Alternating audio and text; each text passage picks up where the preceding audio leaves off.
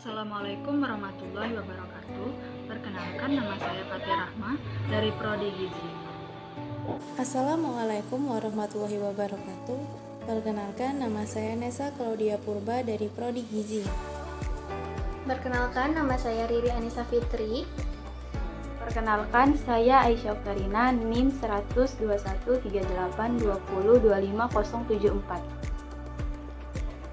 Perkenalkan, nama saya Siti Zahara dari Prodi Gizi. Di sini, kami dari kelompok 10 akan menjelaskan apa itu stunting, triad epidemiologi stunting, pagar riwayat alamiah penyakit stunting, yang keempat, pencegahan stunting, yang terakhir, grafik stunting di Indonesia. Menjelaskan terlebih dahulu apa itu stunting. Jadi, apa sih stunting itu? Stunting merupakan masalah gizi kronis akibat kurangnya asupan gizi yang cukup lama, sehingga menghambat pertumbuhan pada anak-anak. Mengetahui apa itu stunting. Nah, di sini saya akan menjelaskan lagi apa itu gejala dan dampak dari stunting. Gejala dari stunting yang pertama, tubuh pendek di bawah rata-rata karena pertumbuhan melambat. Yang kedua, pertumbuhan gigi terhambat. Ketiga, buruknya kemampuan fokus dan mengingat pelajaran. Yang keempat, pubertas yang terlambat. Dan yang terakhir, anak menjadi lebih pendiam dan tidak banyak melakukan kontak mata dengan orang di sekitarnya. Ya, apa sih dampak dari stunting? Nah, di sini dampak dari stunting sendiri ada dua. Yang pertama, dampak jangka pendek. Dampak jangka pendek stunting adalah terganggunya perkembangan otak, kecerdasan, gangguan pada pertumbuhan fisiknya, serta gangguan metabolisme. Dampak jangka panjang stunting. Dampak jangka panjang stunting yang tidak segera ditangani adalah penurunan kemampuan kognitif otak, kekebalan tubuh melemah sehingga mudah sakit, dan memiliki risiko tinggi terkena penyakit metabolik seperti kegemukan, penyakit jantung, dan penyakit pembuluh darah. Yang pertama yaitu triad epidemiologi stunting. Seperti yang kita lihat dalam segitiga epidemiologi stunting di atas, yaitu ada host, agent, dan environment. Yang menjadi host pada keadaan stunting yaitu manusia, atau lebih tepatnya kepada kelompok umur balita usia 0-5 tahun. Untuk agentnya, intake zat gizi mikro atau vitamin dan mikronutrien, dan kondisi infeksi yang berperan sebagai agent. Infeksi adalah salah satu faktor penyebab terjadinya stunting. Zat gizi mikro dan makro yang harusnya digunakan untuk pertumbuhan digunakan untuk pemulihan infeksi. Nah, seperti hasil dari penelitian Listiani tahun 2010 menunjukkan bahwa kualitas dan jenis makanan diberikan kepada anak dengan frekuensi makanan merupakan faktor penting yang berkaitan dengan kejadian stunting pada anak. Stunting menunjukkan pertumbuhan yang rendah dan merupakan efek kumulatif dari asupan energi, makronutrien dan mikronutrien yang tidak memadai dalam jangka waktu yang lama, atau hasil infeksi kronis yang berkontribusi terhadap morbiditas dan kematian dari penyakit infeksi pernapasan akut, diare, campak, dan malaria. Nah, sedangkan untuk environment-nya, ASI adalah sumber penting untuk seng dan vitamin A untuk bayi selama masa kanak-kanak. Hasil penelitian Dedi Zainal pada tahun 2013 menunjukkan pemberian ASI tidak eksklusif mempunyai resiko 3,7 kali lebih besar terkena stunting dibanding dengan balita yang mendapatkan ASI eksklusif. Selain itu, balita dengan riwayat penyakit infeksi mempunyai resiko 2,2 lebih besar terkena stunting dibanding dengan balita yang tidak mengalami penyakit infeksi. Faktor lain yang sangat berpengaruh pada kejadian stunting adalah pengetahuan orang tua, khususnya ibu, karena erat kaitannya dengan pola asuh dan penyediaan makanan. Selain itu, pengetahuan ibu terhadap ASI eksklusi sangat mempengaruhi pemberian ASI eksklusi terhadap bayi. Dan seperti yang kita ketahui bahwa balita dengan pendapat keluarga yang rendah mempunyai resiko 2,8 kali lebih besar terkena stunting dibanding dengan balita dengan pendapatan keluarga yang tinggi. Dari sini dapat dilihat bahwa pendapatan yang tinggi dapat meningkatkan daya beli makan yang dikonsumsi, sehingga kualitas bahan makanan yang dipilih lebih bagus.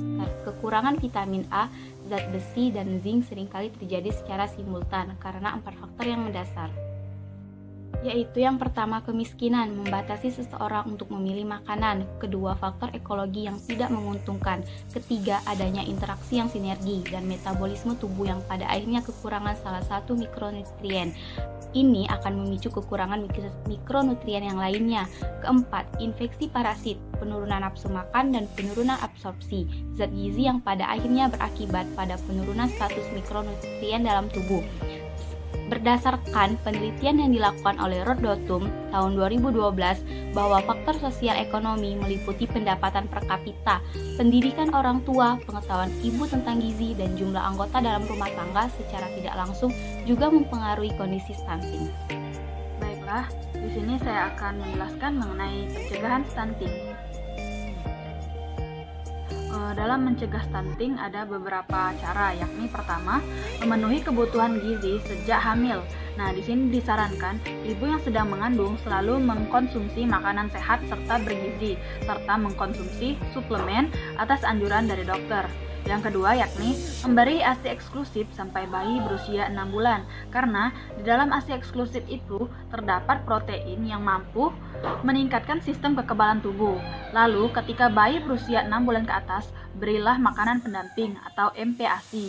Dalam hal ini, dipastikan makanan-makanan yang dipilih bisa memenuhi gizi mikro dan makro yang sebelumnya berasal dari ASI ibu. Selanjutnya yakni selalu jaga kebersihan lingkungan, dikarenakan bayi adalah yang paling rentan terkena penyakit. Dan yang terakhir dalam mencegah stunting yaitu perlunya membaca dan memahami ilmu mengenai stunting. Baik, selanjutnya kita akan membahas tentang bagan riwayat alamiah penyakit stunting. Di dalam bagan riwayat alamiah ini terdapat dua masa terjadinya penyakit. Yang pertama, masa prepatogenesis, dan yang kedua, masa patogenesis. Masa prepatogenesis yaitu proses interaksi antara pejamu, di dalam kasus ini yaitu manusia, dengan penyebabnya atau agen. Kalau di penyakit stunting ini, agennya zat gizi, serta lingkungannya. Pada tahap ini, terjadi ketidakseimbangan antara ketiga komponen, yaitu tubuh manusia, zat-zat gizi, dan lingkungan di mana manusia dan zat gizi makanan itu berada. Terdapat 4 kemungkinan terjadinya patogenesis penyakit defisiensi gizi. Yang pertama, makanan yang dikonsumsi kurang baik dari segi kualitas maupun kuantitas. Kualitas yang disebut di sini mungkin bisa berasal dari cara pengolahannya yang kurang baik atau cara mendapatkannya yang kurang baik juga gitu. Selanjutnya, jika dari segi kuantitas, maka akan berhubungan dengan banyak atau tidaknya konsumsi yang dimakan gitu. Jadi apakah makanannya itu cukup atau kurang. Nah, terus kemungkinan yang kedua adalah peningkatan kepekaan host terhadap kebutuhan gizi, misal kebutuhan yang meningkat karena sakit. Kemungkinan yang ketiga adalah pergeseran lingkungan yang memungkinkan kekurangan pangan, misalnya gagal panen. Gagal panen dapat berdampak pada masyarakat di sekitarannya, karena akan berpengaruh pada kebutuhan pangan di tempat tersebut. Kemungkinan yang terakhir adalah perubahan lingkungan yang mengubah dan menjadikan kerentanan host, misal kepadatan penduduk di daerah kumuh. Nah, kepadatan penduduk di daerah kumuh ini dapat mempengaruhi kebutuhan pangan masyarakat di tempat itu. Ketika bahan pangan yang dibutuhkan tidak sebanding dengan jumlah kepadatan penduduk, maka akan berpotensi kepada defisiensi zat gizi di masyarakat tersebut. Selanjutnya kita akan masuk ke masa patogenesis. Masa patogenesis ini terdapat horizon klinis atau garis semu yang membedakan antara apakah gejala penyakit sudah terlihat atau belum. Periode pertama pada masa patogenesis ini adalah inkubasi. Masa inkubasi yaitu mulai masuknya bibit penyakit ke dalam tubuh, tetapi gejala atau tanda sakitnya itu belum muncul. Contoh, dalam kasus stunting ini yaitu ketika tubuh merasa kekurangan zat gizi tertentu, akan tetapi belum tampak secara jelas gejala yang ditimbulkan. Nah, selanjutnya, jika gejala penyakit sudah terlihat, kalau dalam bagan ini terdapat di atas garis horizon klinis, maka akan berlanjut ke periode klinis, yaitu ke tahap penyakit dini. Gejala penyakit stunting dapat dilihat dari 3 poin di bawah ini. Yang pertama, anak berbadan lebih pendek untuk anak seusianya. Yang kedua, proporsi tubuh cenderung normal, tapi anak tampak lebih muda atau kecil untuk seusianya. Dan yang terakhir, berat badan rendah untuk anak seusianya dan pertumbuhan tulang yang tertunda. Bila penyakit tidak segera diatasi, maka periode penyakit lanjut akan muncul, yaitu penderita tidak dapat melakukan aktivitas dan memerlukan perawatan. Nah, selanjutnya, jika terus-menerus, tahap akhir dari penyakit riwayat stunting ini, maka penyakit itu bisa berakhir apakah dia akan sembuh secara sempurna atau sembuh dengan cacat, atau bisa juga dia carrier atau pembawa ya. Nah, terus dia juga bisa menjadi penyakitnya nambah kronis atau bahkan berakhir dengan meninggal dunia. Grafik stunting di Indonesia. Grafik prevalensi atau proporsi stunting di Indonesia menurut Provinsi SSGBI 2019. Berdasarkan gambar tersebut, diketahui bahwa proporsi stunting tertinggi terdapat di Nusa Tenggara Timur, Sulawesi Barat, dan Nusa Tenggara Barat. Hampir sama dengan tahun 2018, di mana stunting tertinggi juga terdapat di Nusa Tenggara Timur, Sulawesi Barat, dan Aceh. Sedangkan pada grafik tersebut dapat dilihat stunting terendah ada di Bali. Untuk di Sumatera Selatan sendiri, stunting berada di angka 28,98%.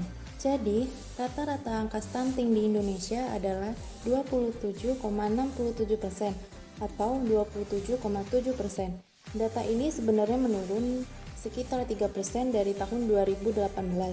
Tetapi tetap saja masih di atas standar WHO yaitu 20%. Dari sumber yang saya baca, pada tahun 2020 pemerintah menargetkan kasus stunting menjadi 24,1% dan 14% pada tahun 2024. Tetapi karena adanya pandemi ini, program nasional penurunan stunting dan penanggulangan gizi buruk tidak mencapai target, disebabkan berkurangnya dana untuk penanganan stunting, sehingga target pemerintah untuk mencapai 14% pada tahun 2024 tidak akan tercapai. Baik, untuk materi terakhir tentang ukuran asosiasi. Nah, di sini kita akan mengukur hubungan antara pemberian ASI eksklusif dengan kejadian stunting. Kita lihat di tabel. Di sini ada 77 anak yang tidak mendapatkan ASI eksklusif, terdapat 66 kasus stunting dan 11-nya normal. Sedangkan pada 67 anak yang mendapatkan ASI eksklusif, terdapat 6 kasus stunting dan 61-nya normal.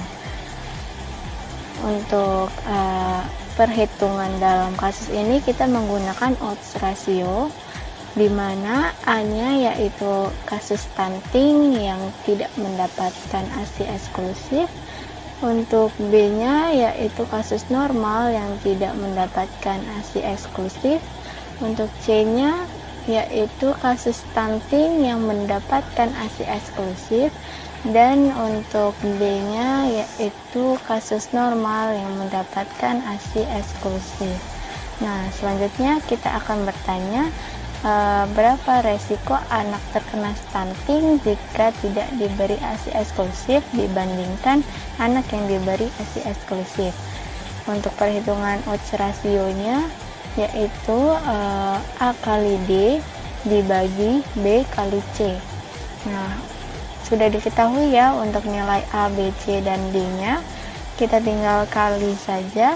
66 kali 61 dibagi 6 dikali 11. Kita mendapatkan hasilnya yaitu 4026 dibagi 66 sama dengan 61.